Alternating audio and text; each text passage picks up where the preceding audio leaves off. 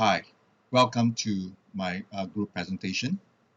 This is actually the last milestone, part E, in terms of developing the data mining results using web on Flask or on mobile applications with Kivy. The topic that we're going to present today is still related to combating COVID-19 outbreak. And before I pursue further, let me introduce our group member, comprises of Ahmad Azwar Kamaruddin and myself, Hon-Loong. As you have actually seen the previous videos and presentations that I've recorded, this is actually the last part of our milestone, which is known as the milestone 5 or part E.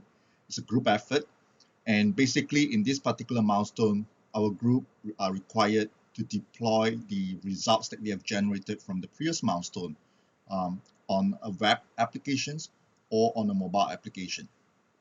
For this case, my teammate Ahmad Azwar will be developing the web application using Flask, and for myself, I'll be using the Kivy to develop the mobile application.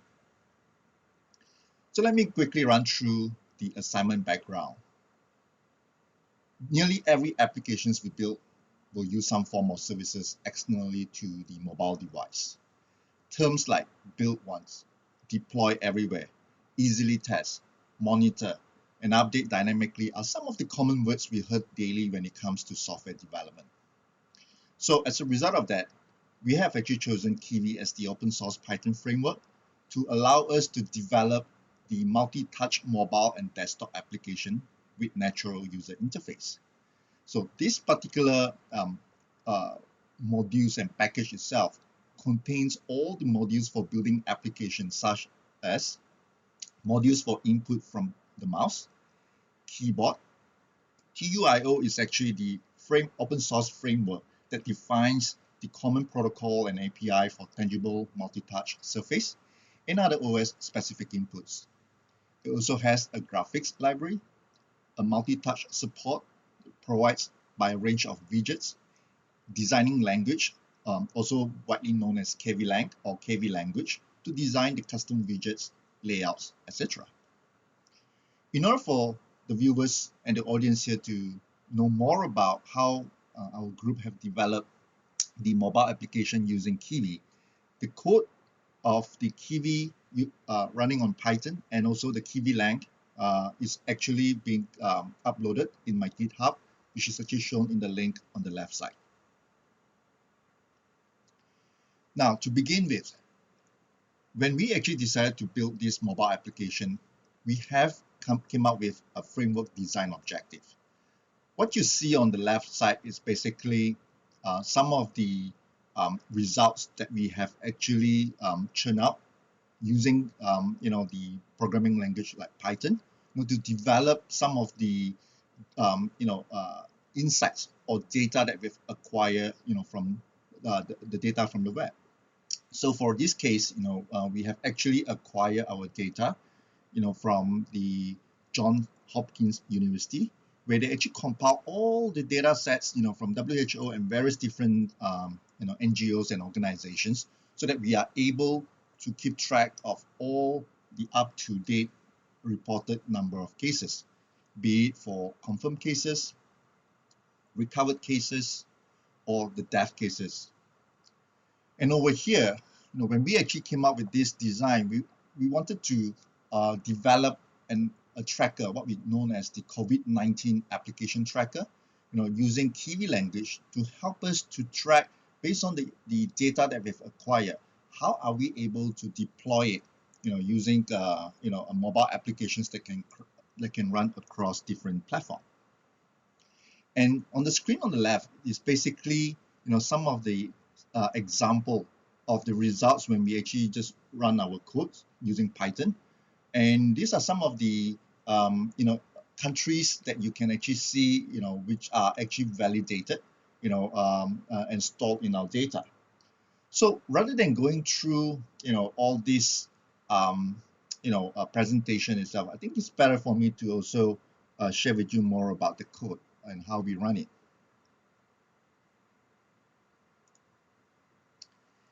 Here is actually the programming code that we have developed, and it's actually quite similar to the previous milestone. Over here, I would also like to acknowledge an individual which I got to know from YouTube when I was actually trying to learn the Kivy language. His name is N. Sivaram. He's a YouTuber, and he actually shared with me some of the ideas and also the framework in terms of how Kivy are supposed to develop, because it's not as straightforward as what we thought. By having the Python programming skills, you should be able to develop the application using Kivy. But there are certain libraries and packages which actually run slightly different, I would say, framework or syntax of how Python is being executed, which I will actually explain later on. Now, over here, what I've actually done, let me run this code. So basically, what I've actually done in this code is built two sections. One section is actually to demonstrate how we have actually retrieved some of the data that we have acquired from the web, using the Python Beautiful Soup library package. And then how can I actually translate some of these results into a mobile app that runs on a Kivy application. So there are two sections in this code itself, and as you can see, this is actually how the application interface looks like. But before I actually go through the detail, let me actually scroll back up and show you some of the results that we have. So what I did just now was to run the overall code in my kernel, and this is to show to all of you that the Kivy is currently being run. But before I actually go through the application itself, I just wanted to demonstrate to everyone the objective and the intention of what we would like to showcase in this particular application that's developed using Kivy. So over here, based on the Python, that's how we have actually acquired our data from the Johns Hopkins University that comprises of 3 different data sets, which I've also explained in the previous milestone. And what I would really want to show is, in Python itself, basically what we have done by acquiring these 3 different data sets, we can actually group it together, and then we can pivot it so that we can combine 3 different data sets into one single data frame, and then we can view it. Now, obviously, in order for us to build this web application, there should also be some form of validation. So, for example, as you can see, it says on my application screen over here, which is where my mouse is over right now, it actually requires the user to enter a valid country. Now you notice that when I actually move my mouse over, to this text input cell, for me to input the valid country. For example, if let's say somebody just didn't type in the right country and just simply type in an alphabet, there will be some form of validation where it says invalid country entered, please try again. And the reason why is because it's trying to validate based on this so-called 184 countries that are actually stored in our data sets. So if let's say we enter something that is not available in our data sets, therefore it will prompt you the message just now. The same goes for if let's say we just didn't type anything, can we just press data mining, it will also prompt invalid country. So this is actually the so-called the basic validations that we have done, to demonstrate how our application works in integrating to the data sets and the the Python codes that we have developed previously. Now, obviously, in order for us to also look at how do we actually know whether the mobile application is actually acquiring the right data sets. And over here you notice that this is actually when I run this code, it was actually run on today's date, which is actually the 16th of June 2020, and this is actually my data set as well when I was actually running it. So over here you will see that the max date, this is actually dated on the 14th, all right, of June, all right, instead of 16. So nevertheless, all right, over here, what my intention was to demonstrate how are we able to convert the Python code that we have developed, in the previous milestone, and convert and put it into an application so that it can actually run whether on your mobile devices, be it on iOS, on Android, or even in any other platforms, be it on Mac or Windows or even Raspberry Pi, for example. So in order for us to demonstrate how this program works, basically what we have also done was to put in the code for the Kivy, where we have to define some of the classes, which is actually very object oriented driven, based on the Kivy language that it was designed for. But again, the beauty of this Kivy language is that there is actually two parts. One part is actually to define the logic, and this is where I've actually been using to define the logics for my application, where I have to define the main functions for my COVID tracker application, and then how do I actually call for the live cases. All right, and this is where it will actually go in and search for the various different valid countries that we have entered based on the data that we've acquired. Now there is actually another set of let me go through my education session. Sorry for that, scrolling. Okay, so this is where I've actually stored my code for my part E. Right. Now, this is actually the other set of the code known as the Kivy-Lang. Let me open it with some. So Kivy-Lang is actually the other set of the code for Kivy language, where it is required to design I'll call the GUI or the interface for our mobile application. And you'll notice that this is the format of the Kivy-Lang. When we've designed the logic, it will actually comes to this Kivy language to actually open up all the widgets, the labels, the text, or the other libraries that we have actually created to validate the application. So you'll notice that the format will be very, very different in comparing to the normal standard Python programming. All right, but nevertheless, it's actually quite a simple methods for us to design our layout. For example, if let's say we want to have a two columns or a single column layout, we can actually design it from our Kivy language itself. Now, obviously, for us to actually also demonstrate some of the valid countries that we wanted to show. For example, if let's say I want to look at Malaysia.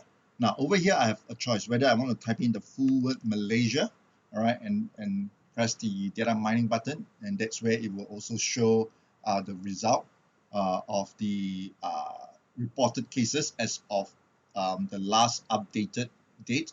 All right, and this is actually 8,453, which is actually equivalent to this.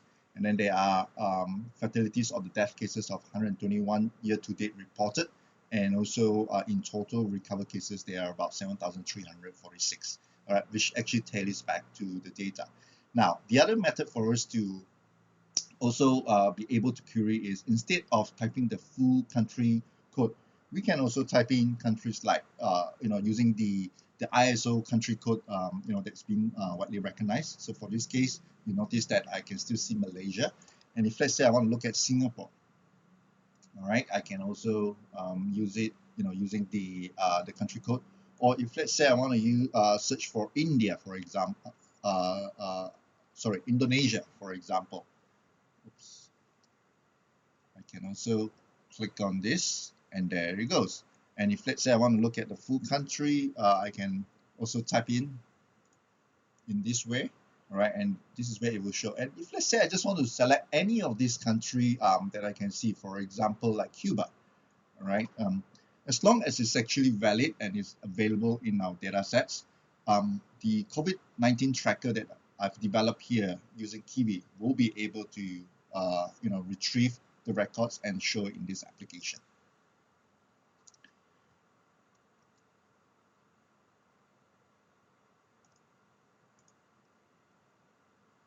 So let me go back to my presentation. So what you have seen just now was, we have came up with the design objective in how we're going to develop the application, all right. And this particular Kivy program that we have in mind was, our intention is to just need to develop the program once, and it can deploy across different multiple platforms.